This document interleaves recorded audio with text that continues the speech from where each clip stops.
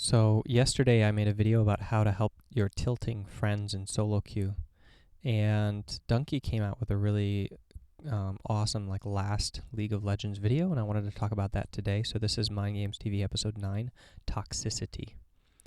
So lots of people came out in support of Donkey in his video, and he was just talking about how a recent ban had made him discover that he wasn't having fun playing League of Legends anymore, and that it was something that he wasn't going to continue doing and making videos about.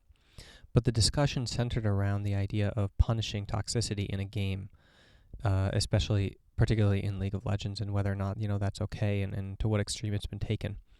And essentially, I want to talk a little bit about what he's talking about and how it's not okay, like trash talking, essentially. So first, I want to compare trash talking in professional esport versus professional sport. So if you look at trash talking in professional sport, even in things like MMA and boxing, you will see a huge deal made out of some comment or something, like somebody personally attacking somebody else, and you'll go and you'll look at the video and you'll realize that, Ronda Rousey's opponent said, I think she's made up and she's fluff, and that's the big deal that they're making out of. That's the comment that they're making a big deal out of.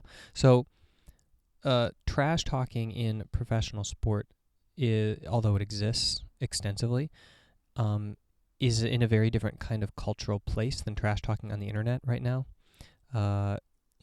People say, oh, that person's not good, and that's kind of what the extent is. It has nothing to do with people's families and, okay, families, yes, but not killing their families or the various things that you'll see online. The other thing I want you to think about is trash talking on the neighborhood basketball court. So you're with your friends, and you're playing a sort of physical game, and you're trash talking each other in person, face to face. Imagine the kind of things that you say to each other. Okay. Now, there's been studies on this a lot in internet and technology-mediated interaction, and what we've discovered is that there are huge problems caused by anonymity and texting and social cues. So if you have a lot of experience with trash talking other people on the internet in bad ways, I want you to try to imagine, or just try to experiment with saying the things that you're typing out loud while making eye contact with somebody that you know. Okay, so these three things make a big difference in what it is that your brain allows you to say, what it filters out of your possible vocabulary that you can use. So when you're making eye contact with somebody that you know and you're saying something with your voice out loud, it's very different than what your brain allows you to type in an anonymous setting with no, negative feedback on the internet to people that you do not know.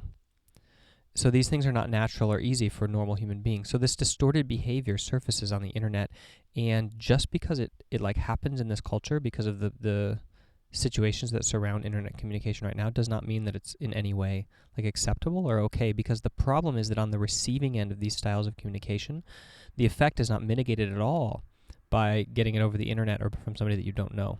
It's still nearly as powerful to the psyche of the person who's receiving them. So I can draw a parallel to catcalling in places like New York City, where it's a big problem. People claim things like, oh, this is just natural, it's a compliment, it's hard to cut out of society, it's part of the culture. And then they say things like women should make sure they take self-defense classes so they know it's never going to turn harmful, and that bystanders should step up and say something, if they're bothered by it. No. The person who's doing the freaking catcalling is the problem. That is the person that needs to have the change affected upon them. And this isn't hard. There are cities and cultures all around the world where men magically have the mental fortitude not to harangue women who are walking down the street. So the idea is you should change one person who has the problem, and not 50% of the human population that is having the attack done against them that is the victim. They are not the ones that need to change in order for this behavior to be knocked out. It's the same with toxicity online. The person with the problem is the person either lashing out at other people or responding to a situation and blowing it up all over the place. Okay? So now I want to talk a little bit about how you can deal with that from the sports psychological perspective of how it is that, or from just the psychological perspective of how it is that you deal with tough emotions that you're lashing out at. So this is then the 5-6 step program for dealing with your toxicity and not letting these anonymity issues like allow you to lash out at other people. So first of all, you have emotions. That's not the problem. You can't control your actions. That's the problem. There are times when I have emotions. Okay, great. I can control my actions. Awesome. There are times when I have emotions. Okay, great. I can't control my actions. Therein lies the issue. That's the day that, that people say, oh, I had a bad day. So it's better for society. It's better for everybody that these people who can't control their actions learn how to, than it is to try to get everybody else who is suffering from that, along with their mental weakness, to try to get mentally strong.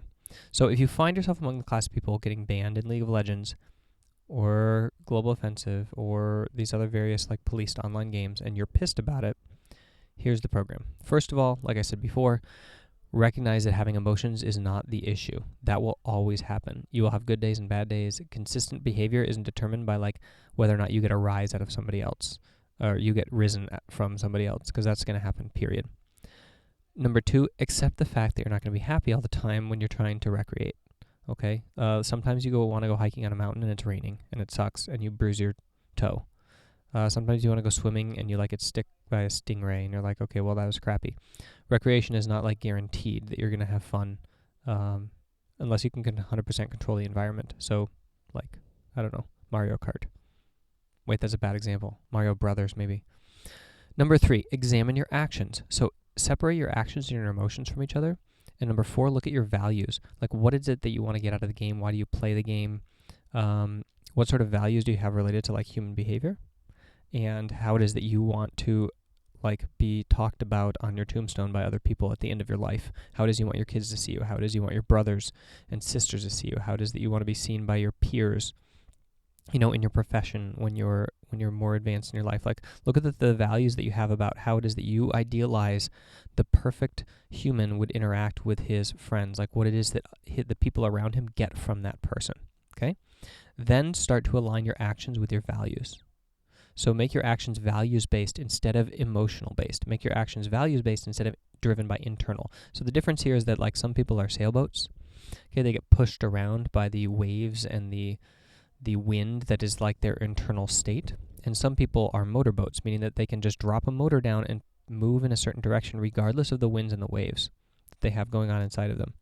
That is the ideal that you want to strive for. And lastly, number 6, don't break the rules, technically or in spirit. If you're part of a community and there's a set of rules, you can try to change the rules from the inside, but as long as they exist, they should persist in that way, because, you're one person with a vote in a part of a community. The way that you change rules 99% of the time is by, using that vote and pushing against it and campaigning, but not by breaking them and going to jail. Okay, that is necessary, really necessary in societies where, it's impossible to get your voice out and where you have to make an example of yourself. And, practice passive, what Martin Luther King did and what Gandhi did. This kind of really forceful confrontation of society, but it's not necessary in a recreational activity or even a professional sport with a bunch of people who can hear your voice. So find a platform, find a way of communicating it, but don't just take a moral stance against it and never do it and then complain when you get thrown in jail for it. So yeah, that's my basic ideal on toxicity, and I'd love to hear your comments and what your opinion is about this topic. Thanks.